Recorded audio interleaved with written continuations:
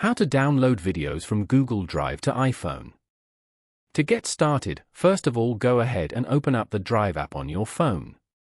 The Google Drive app on iPhone allows users to access, store, and manage files in their Google Drive storage. It provides a convenient way to upload, share, and collaborate on documents, spreadsheets, and other files from an iPhone. Once you're here, open any folder in the Files section. As you can see, there is a video in this folder. Open the video to view it. If you want to download this video, then go to the top right corner and tap on the three dots. Select Download. You have now successfully downloaded this video to your phone.